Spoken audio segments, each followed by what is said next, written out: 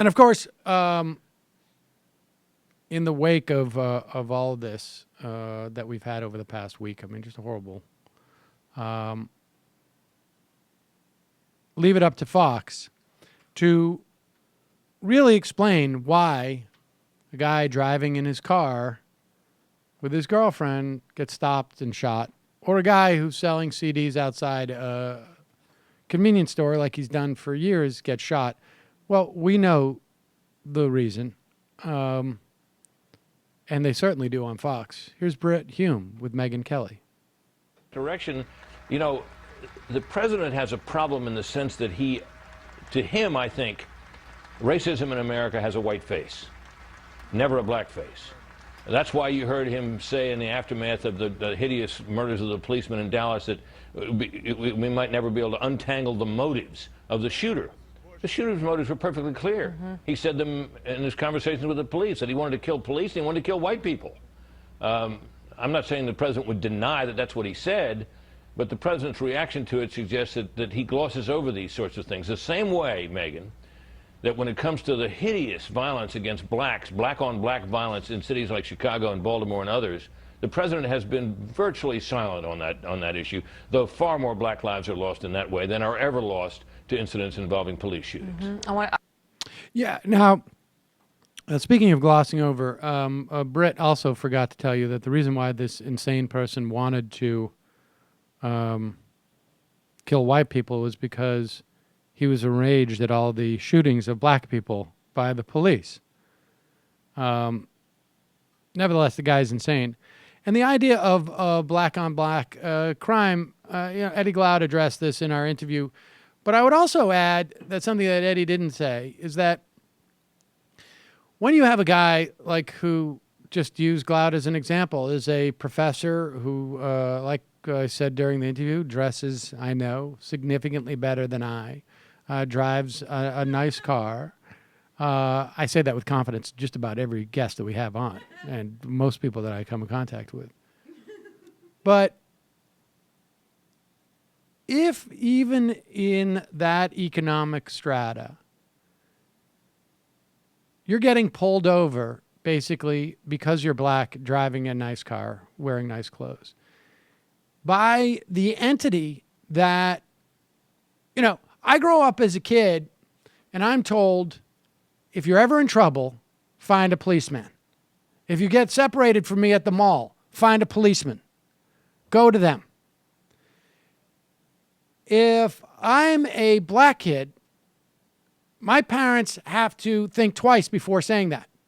Like the unmitigated, unequivocal relationship that white people have with the police. They're there to serve and protect. If they don't do that, I'm offended. As a black person, regardless of your economic station, it would be irrational for you to view the police as anything other than a potential threat. A potential threat. Not necessarily a threat, but a potential threat. Even if you're not doing anything. Even if you're just a Harvard law professor going into your own home. Even if you're just a Princeton professor driving down the street. Even if you're just on your way to a job, you moved to a new town, you found a new job. And so the idea that you would point to black-on-black crime in a segment of society that has no police force in the way that we contemplate police force, that has no state-sanctioned entity that is actually there to keep the peace. The idea that that area would, and like Eddie Glaude said, the data shows it has a lot to do with density. But nevertheless,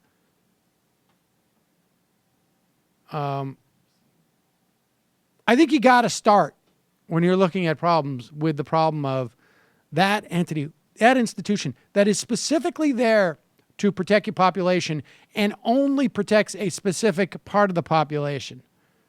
I don't think that we hear enough about the implications of that. Never mind just the idea that cops are shooting blacks, or just like what it does to a group of people who perceives like the one entity that is charged with protecting everybody, it does not protect you. And in fact, in some instances, it's irrational for you to view them in anything other than a potential threat. I think the implications of that are just, I don't know, it'd be like a certain segment of people walking around like, well, gravity doesn't, I don't get gravity. Gravity does not lend its properties to me. So we have a whole world that is built on the premise of gravity. But that those principles are just not afforded to me. So I've got to make my way through the world. I don't know. I think that's discounted. And I'm not surprised Fox News didn't dig into that a little deeper. Let's go to the phones for a moment. Hello, you. I'm Sam Seder.